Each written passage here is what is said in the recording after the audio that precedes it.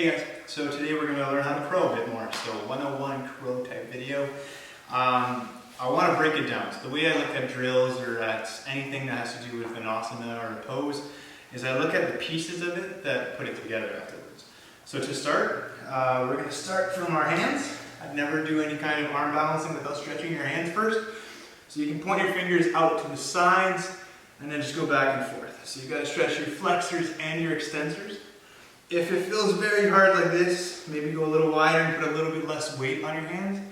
And then if you feel nice and loose and you've been doing this with me for a while, you can bring your wrists together and kind of go nice and wide. So you just do about 5 to 10 circles in one direction, and then go to the opposite way. And I'll give you guys some tips and tricks and things of that sort, but afterwards, keep making your own practice. We're all at home now, so we got time to do that. We're going to point our fingers forward just to do another weight bearing, and then you can add this just as a stretch, or you can also kind of make it a cardio-ish thing where you kind of add little cat walks into it. And a great thing with this, doing that cat shape, so not cow, cat, is that this is what you want to think about when you're doing a crow. So just back and forth while warming up those wrists still. So shoulders passing the wrists, back and forth. Awesome. And then we're going to stretch them in one last way. We're going to bring our fingers towards our knees, palms facing up. And then we want to get our biceps forward. If this is really hard and you're kind of like this, just slowly make your way to that. And then once it's nice and easy, you can kind of start adding a bit more weight bearing there as well. So kind of just going back and forth on it. Keep breathing through all of this. So if this feels hard, just slow it down. And remember, arm balances take consistency. They take daily practice. If you hear a little guy in the back, my little man's with us, but that's okay. And then, once again, just releasing everything. Big breaths.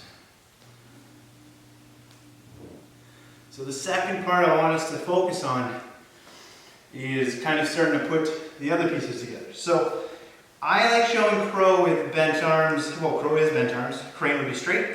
Bent arms and knee on elbows. But there's other ways of starting with it. So you can go wide, so shins on triceps, going forward. Knees on elbows, or so on and so forth. But that still means that we need to have bent arm strength. So the next drill we're going to do is going to be focusing on bent arm strength as well as the compression piece. So if you're thinking of a crow, you can't bring your knees to where they need to go. You can actually not bring your knees towards your armpits. So if you're tight and you're kind of like this, and this is as far as you go, we need to work on that aspect. So it's kind of just assessing yourself. So the next drill we're going to do, we're going to go into a plank. We're going to bring our knee to our armpit or as close as we can. Go down, back up, bring it back. Do a chaturanga. Reverse it. And then just open up our hips a bit more. Go for a lizard lunge. So shoulders above our wrists. You can bring that back knee down, untuck your back toes, and just lengthen. So we'll do 1 each side, 2, and then 3. Just a little ladder flow with that.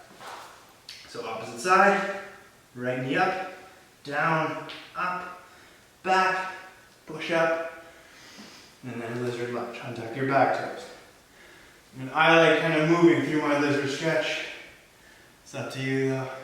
You can go down. Awesome. We'll go a little bit faster and do the opposite sides. We're going for 3, so twice this time.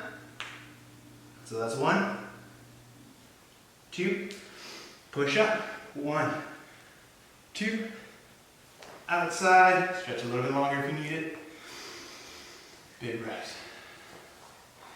Okay, right side, we're going for 2 this side. So knee, wrist, armpit, wrist, armpit. You can bring that leg back between, it's up to you. And then push up, lizard, and then just stretch. And then we're going for 3 on the right side. So armpit, wrist, armpit, back, armpit, wrist, armpit, back, armpit, wrist, armpit, back. 1, 2, 3. Nice big lizard. This is where you get your breath back. Stretching nice and deep. Makes it easier to bring that arm where it needs to be on your leg afterwards. Last side.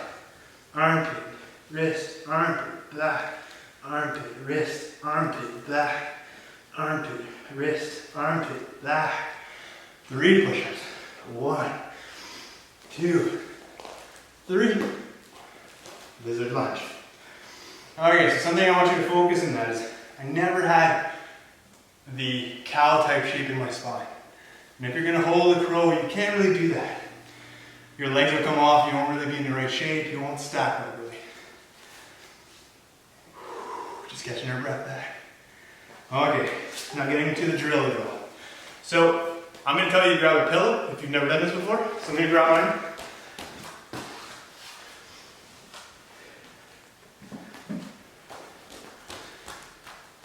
And a block if you have one at home. If not, just something that's roughly the size, maybe a book. I always recommend having a pillow to start. Helps you take away the fear piece. And then the crow is all about stacking everything. So you want your wrists, hips, and then everything's floating on top. Everything should be even front to back and besides that. So what that's going to look like is essentially my wrist, my elbow, then my hips should be up. And then if you go wider, it's still the same concept. It's just not going to be knee then up, it's going to be mid-shin. So you really need to trust your fingers and squeeze the ground. So you want that spider grip looking thing. So it kind of looks like that. That's going to help you strengthen your hands. Next step, blocks. Going to help me go forward. I'm going to have this pillow, if you're at home, in front of me. Step up. Just to help bring the weight forward if you've never done this. And then, like I said, we'll do the easier version where you go wide. I don't like this because you can't transition as much, but it's a good place to find your float. So nice and wide. And then if I fall forward, oh, that's okay. Just push back with your fingers and get back up. If that's easy, you do about 5 of those, and that's your beginning to crow.